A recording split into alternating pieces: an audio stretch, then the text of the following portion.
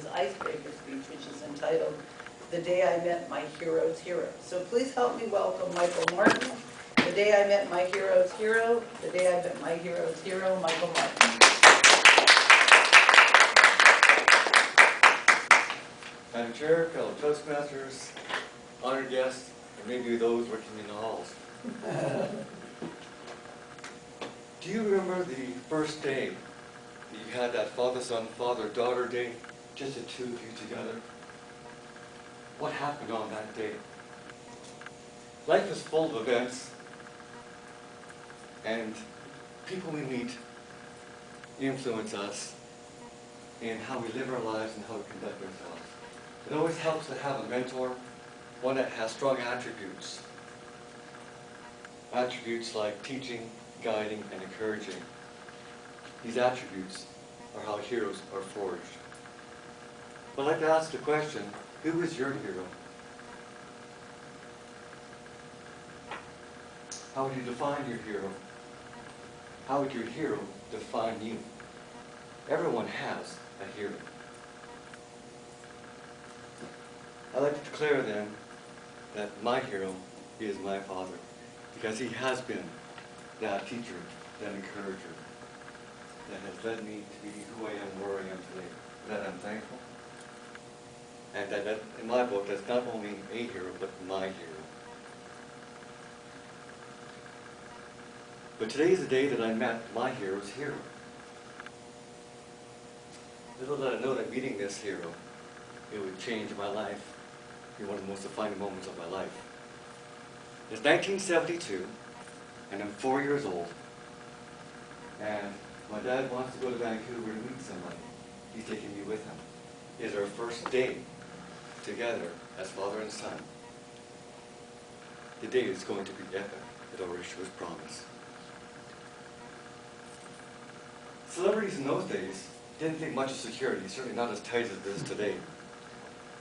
But my dad worked for the RCMP, and I'm sure his credentials gave him the credibility and the sincerity of our visit.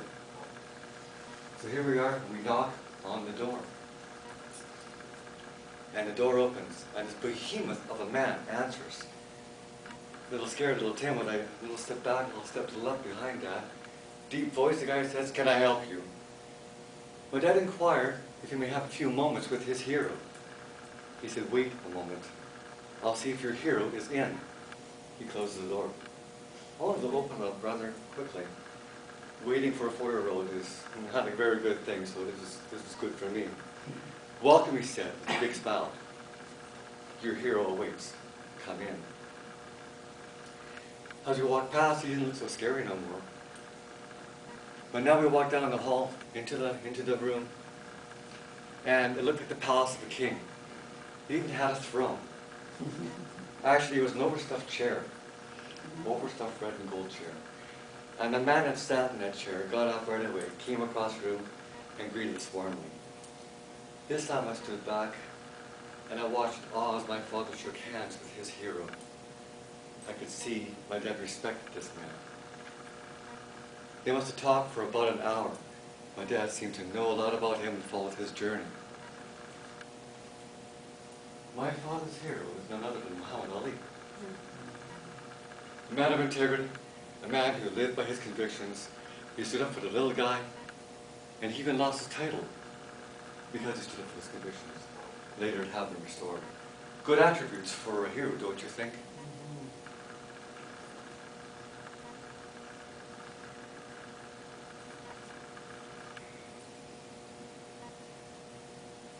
Ali soon noticed that I was having a bit of a problem keeping up with the conversation, and he stood up right away, and he started to do his dance.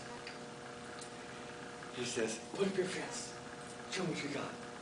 And I joined in quite enthusiastically. He started to sing me a song, "Float like butterfly, sting like bee." Well, I thought this was great. It had a tune, a nice beat to it as well. He was teaching me how to spar. But then it happened. It's undocumented and not recorded by any media source, and you're just going to have to take my word for it. But I'm the only one in my side weight class to have knocked down the champ. My consolation prize was a huge bowl of cantaloupe and ice cream, even served in a silver tray. What an epic day that was. For my father, an autograph, a token to remember the day that he met his hero.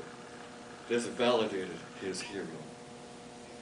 This day I will never forget, the day I met my hero's hero. So much of an impression that made on me, through the eyes and perspective of a 4-year-old, that this is one memory that I remember most, the first. This only a hero could have done. This is the day that I met my hero's hero.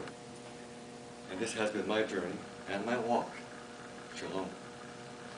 Mr. Chair.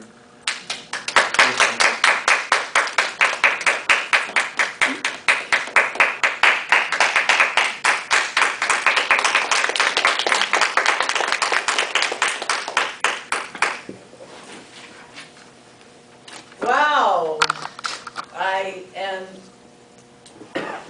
overjoyed and underworded, actually, because for once, I actually believe in the power of 1 degree of separation.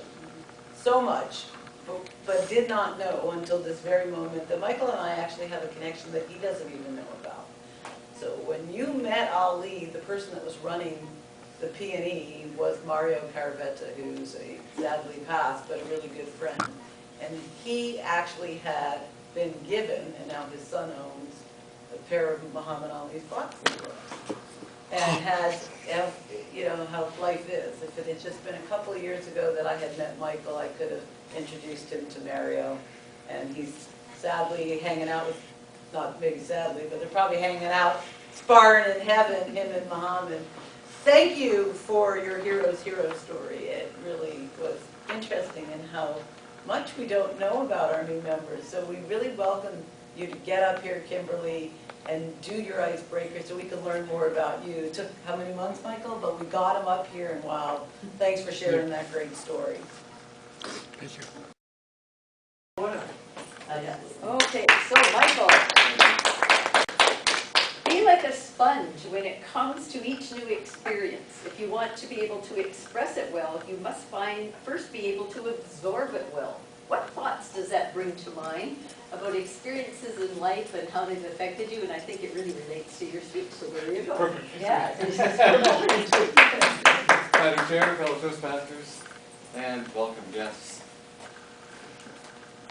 Well, it comes down to like a sponge. A sponge is kind of really one purpose, that's to soak up as much as it can possibly contain. Sometimes to the point where it's actually dripping. And that's actually really a good benefit, because the more you know, the more you research, the more you put it together, the more impact you can actually make on it. The more thoughts you can grasp together and compile them together.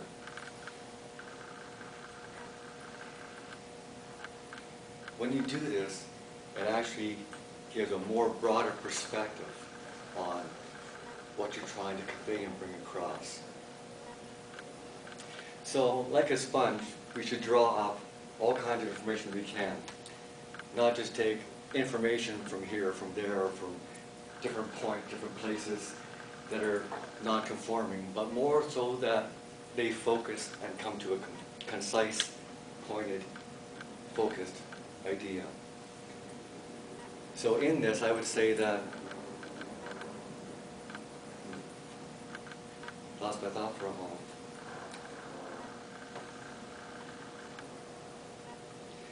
By bringing a final conclusion also has impact as well.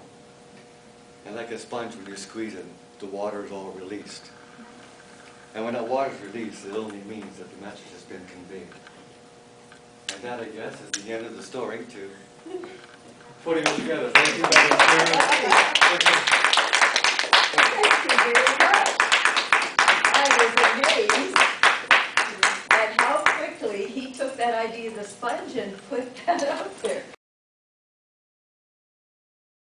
This evaluation is to start Michael's Toastmasters career off right by giving him lots of positive encouragement and a few little nuggets to work on as he continues through his Competent Communicator Manual. The first thing I observed is that this manual looks as beat up and thumbed through as mine, and I've been in Toastmasters for 8 years.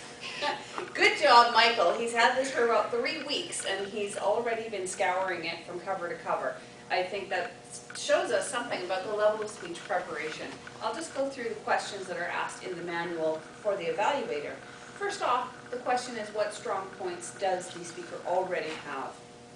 Michael used no notes today, which shows that he has that ability to prepare in advance and come up to speak extemporaneously, meaning rehearsed but not memorized. That's a good quality. I also like listening to his calm, clear voice. He had a really professional rate of speaking today. It was easy to listen to him and follow. And very nice use of suspense and organization. The next question is, how well did we get to know Michael? I felt that Michael brought in the personal connection with this story and made it special to us. We got to know a little bit about him. We got to know a little bit about his values. But it wasn't what you might consider a typical icebreaker speech, if there is such a thing as typical, where it was just, well, I did this in my life and that in my life and that in my life. And in a lot of ways, I find this more effective. Having a little story is a glimpse into somebody's past and what makes them who they are as a person. I enjoyed the approach. Did this speech reflect adequate preparation? Oh yes, Michael clearly prepared well, and that was evidenced by his ability to just come out and deliver this story. There weren't any weird pauses or hesitations. Michael did speak clearly and audibly. That was the next question. We've covered that already. Did this speech have a clear opening, body, and conclusion? I thought, yes, the organization was clear. Michael began by building up the suspense, and I love that, because I'm so busy listening that I didn't take any notes yet, because I'm trying to figure out who's the person. I had an inkling, and I don't know why. He must have had said something that almost gave it away, but it was a good way to hook us in as an audience. Then the body of the speech followed through with what happened. Once we know who this special hero is, what happened during that time, and it gave us a little bit more about Michael's character. And there was a conclusion where he wrapped up, explaining, again, hearkening back to the beginning, what it meant to him to meet his father's hero. I think that there are a couple of things that you could have done differently to improve the speech, Michael. And the first one was that I did find that the pacing was a little bit distracting, because you seem to be going around in a circle quite a bit. Now for me, that meant that you couldn't make eye contact with me very much, and I didn't feel quite as included as I might have otherwise. So that's something you could work on for next time. Overall, the approach and the hook were fantastic. I love the fact that Michael didn't use any notes. He didn't have very many verbal fillers, if any. We'll leave that to the grammarian to comment, because he prepared so well. Madam Chair.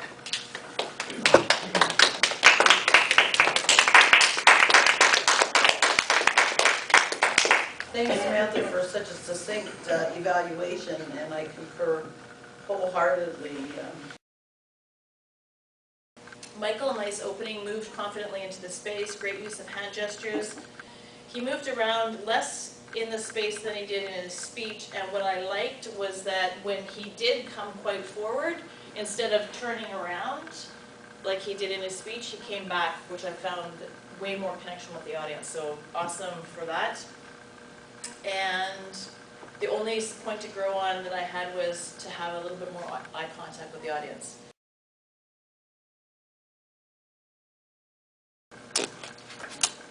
Now, Pat, are you prepared to give us a good grammarian report? Yes. Perfect. So please help me welcome Pat. Madam Chair and fellow Toastmasters. Michael, your speech with all those minutes was so incredible. I found the word "and" in all of that as your filler word. And there may have been more, and maybe I was listening so intently to the story that it was so good. I was amazed. In your table topics, you snuck in a couple so's, but on your first long speech, only the "and." What stood out as a sort of a phrase in that was, the day is going to be epic, because you caught, oh, this is going to be really neat to listen to, because you already built that in. And right on time, that leads into the timer's report. Help me welcome Jenya.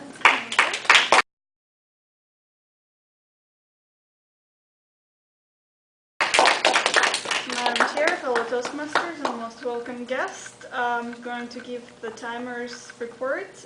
Michael, your speech was 5 minutes and 32 seconds. Table topics. Michael, you took 1 minute and 39 seconds. Excellent. Now, since we have no general evaluator, I thought what we would do is go around the room and pick an area. If you are so inclined, you can say something as we go around the room.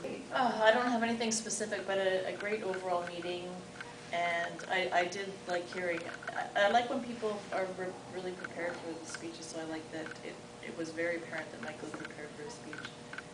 And yeah, it was good.